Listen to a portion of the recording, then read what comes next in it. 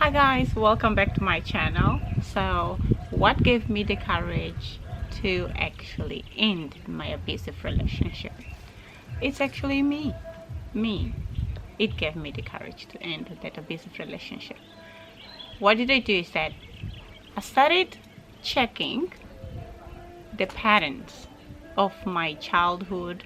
What happened? The whole abuse started when I was young, right? My siblings beating and neglect and all of that, verbal abuse, physical abuse, my dad, stepmother, and all of that.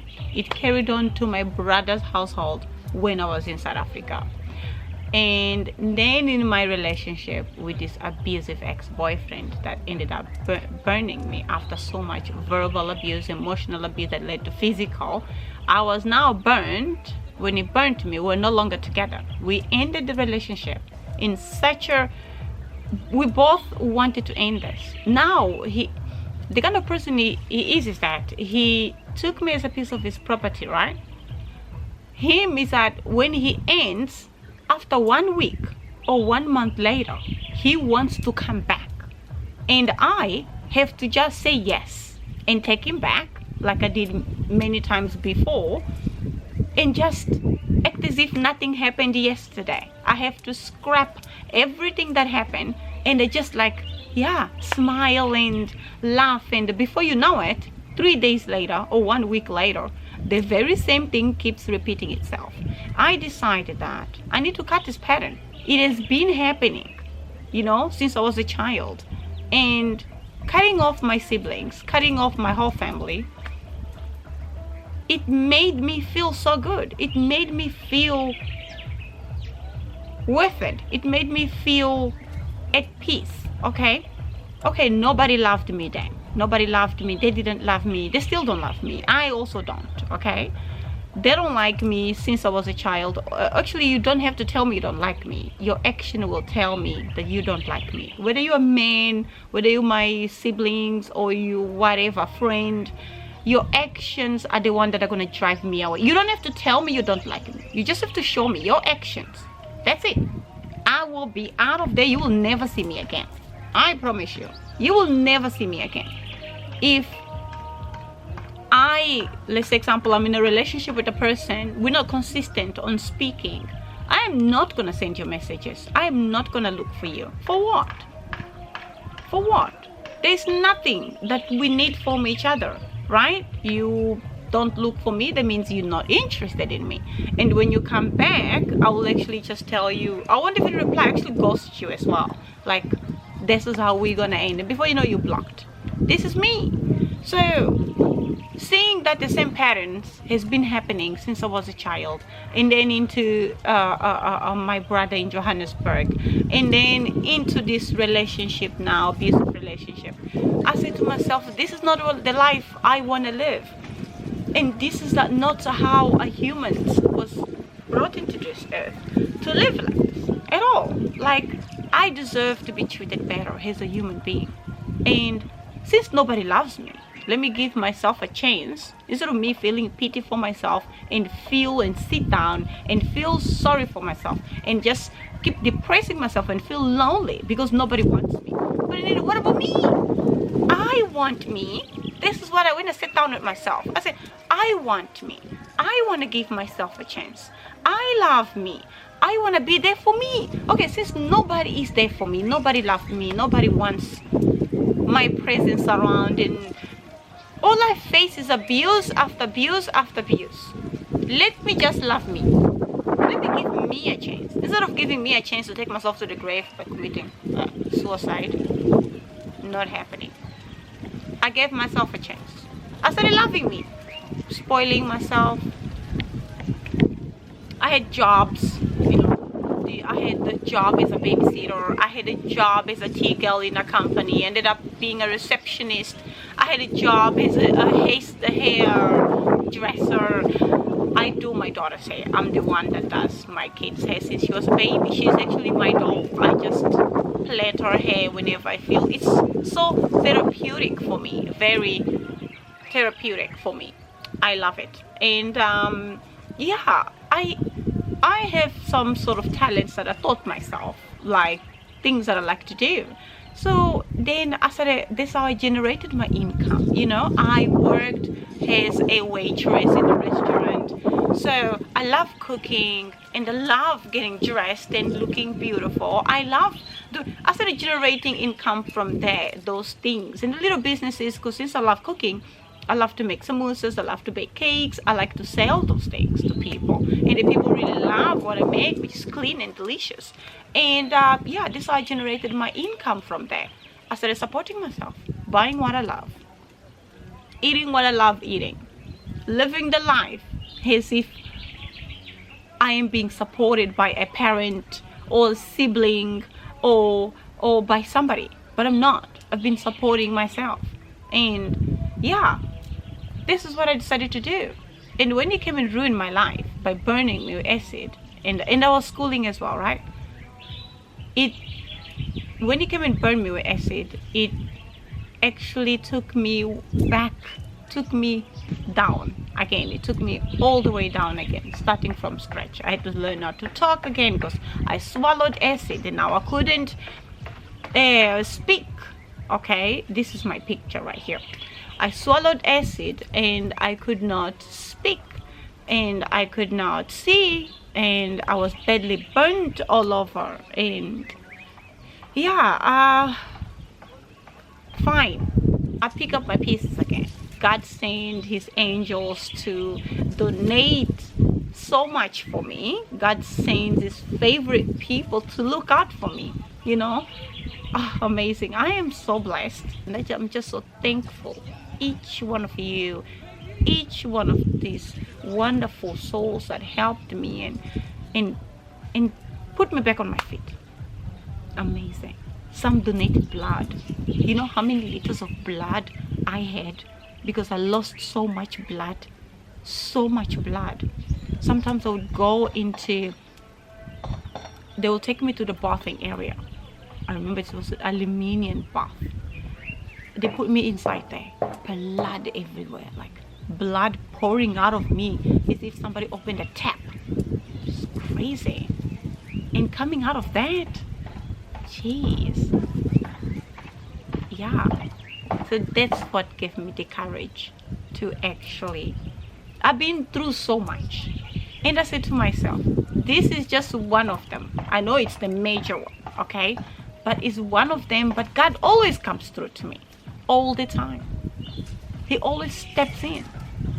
And I didn't hurt anybody. And I did not deserve what I've been through. You know? Yeah. I did not want that life. I didn't want to get married to such a person. We were engaged and to be married. Gave me 4 or 3 engagement rings. I think threw away. One I flushed in the toilet. The other one was robbed. And I didn't marry him. That was the best decision I've ever made. If I married that guy, you know what he told me? Actually, via SMS. He says to me, if I did marry him, he was never going to give me a divorce.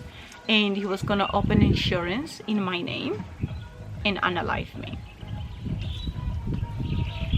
And that he was going to teach my daughter karate to actually kick me, to abuse me.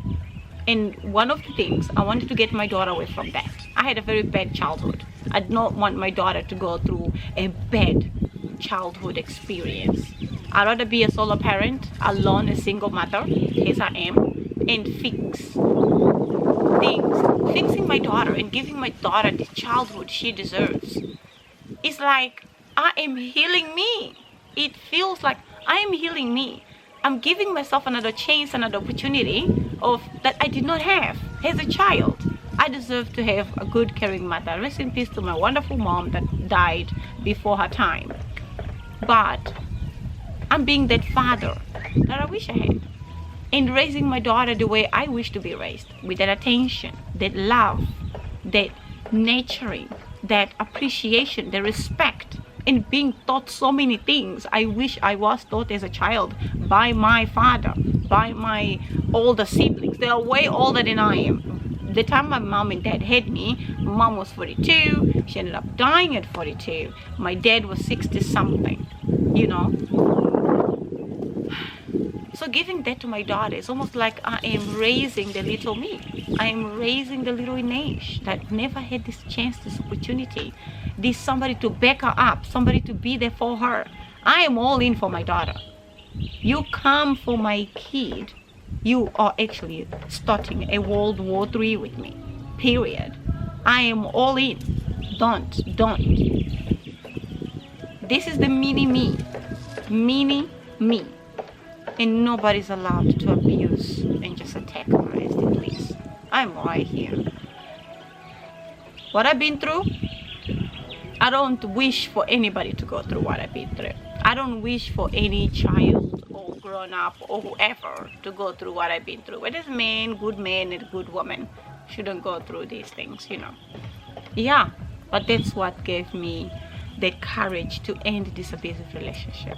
He reminded me of my evil siblings, my evil dad, my evil stepmother, my evil brother in Johannesburg, which is another sibling.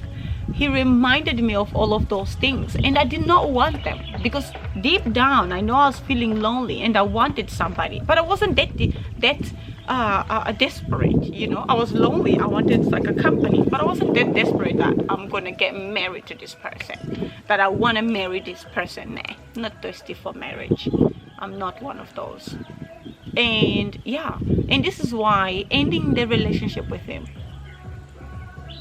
it is something that I always looked up for. It's something that I always was going to do, and I did it many times before. He just kept coming back with new techniques, you know, manipulation, gaslighting, and I took him back, thinking that okay, now I think it, blaming myself in the process. This is the worst that abusive women do, is blame themselves in the process, thinking that they are the cause of this man abusing them. No, you're not. It's not you, it's him, and he will never change. He will never change. His tactics now, his gaslighting now, his manipulation was wearing out. So now he had no more what to do and how to hide, and I'm like, that's it, it's over. It's over. The more he promised me to change, the worse he did for himself, which he did not change at all. He became worse and worse. Abuse never ends. Abuse never changes. If he would wanted to change, he would have. But if he wants to change, he will. But if he doesn't want to change, he will not change. There's nothing you can do about it. All you can do is to get your things and get out of there. Period. Get your things and get out. You know? And this person wanted to come back, and the fact that I refused, I stood on my power and I refused to take him back, he went to buy acid to come and destroy me. He would threaten every single day, threatening to kill, threatening to rape, threatening to kidnap, threatening to so many things, feeding me and my daughter to the Kruger National Park, to the lions in Kruger National Park. He threatened me in so many ways, spying on me. Wherever I was, he was. Yeah, wherever I was, he was. It felt like a horror movie. In the night, it burnt me. I will never forget his face. This man was red. His face was pale, red. His eyes were red. He had this demonic look in him.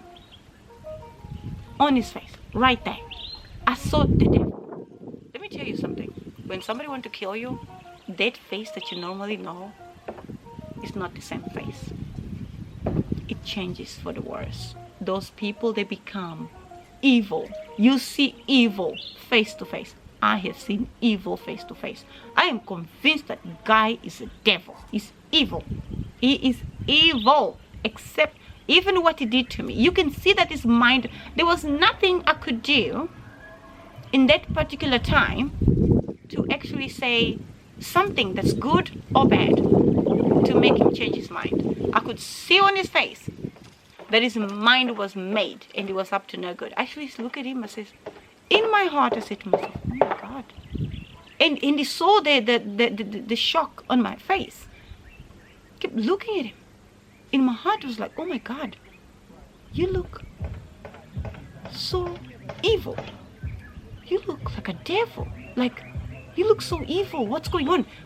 Listen, the hairs on my skin, they were standing. I had goosebumps that night. And trust me, whoever that has been through whatever, they know exactly what I'm talking about. Whoever that has been through something, they know exactly what I'm talking about. Yeah, the hairs on my body were standing. Like, I just felt it anew. And I felt weak at the same time, but I knew that something was going down. Yeah. I was confused. That night, I was supposed to die. I actually ended up dying in hospital for 27 seconds. Yeah, that's another story for another day. I will tell you what happened that day and who saved me. I was never gonna go through with the marriage, marrying him. I always wanted something.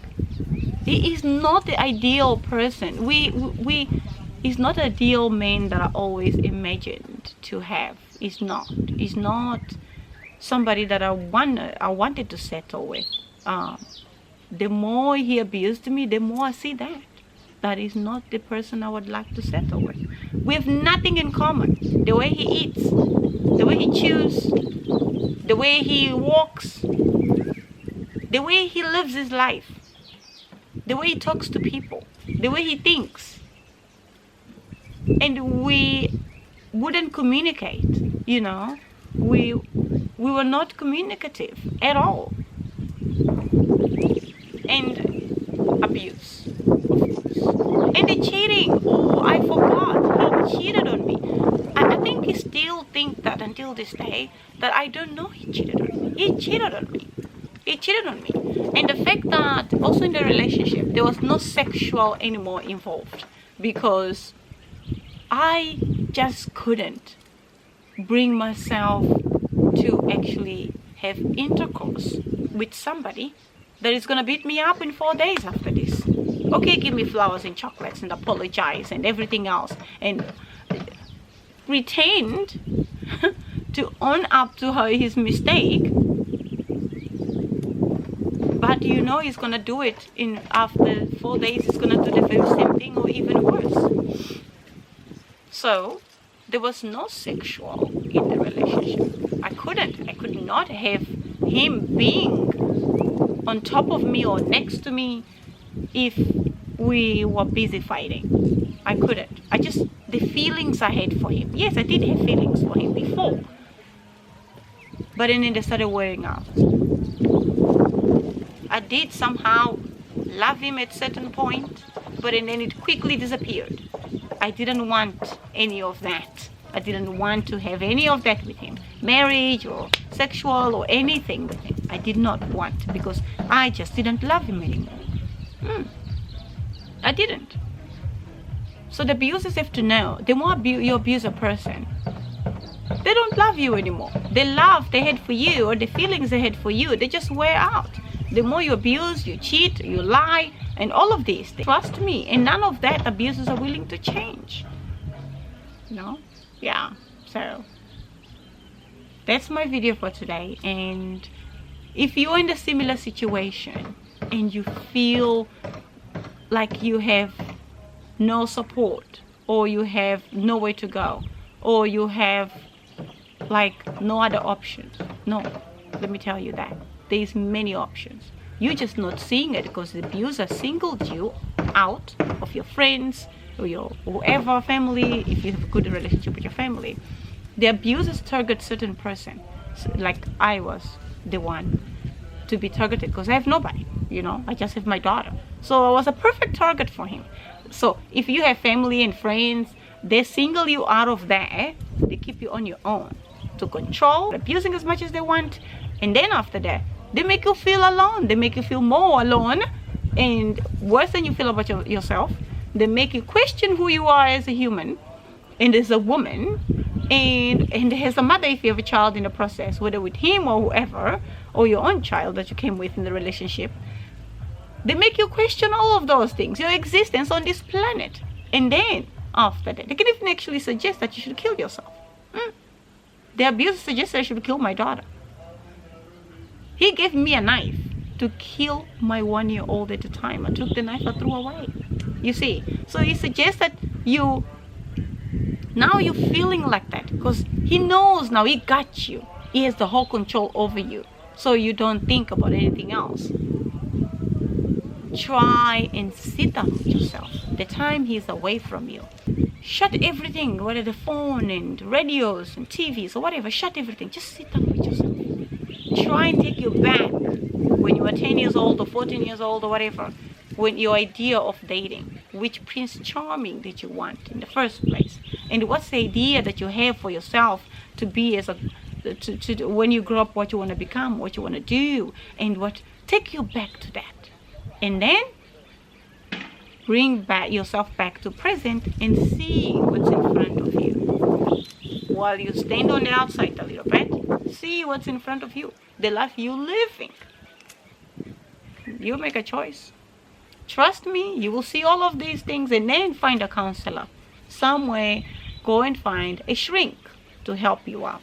Therapist to help you out to figure this whole thing out, because they help a lot. I had a therapist after the whole abuse unfolded. I had a therapist that she actually helped me to believe in me again, to love me again, she brought that awareness of my power back to me. Like, I lost it all. Ines, this is you again. This is who you are. You haven't left. You were just confused. Go back to that. He confused you. And that's not how you were meant to be. This is who you are. I could have been a monster just like he is, even though I just refuse to become what he is. I am not like him, and I will never be like him, and I don't want to be like him. You know what I'm saying?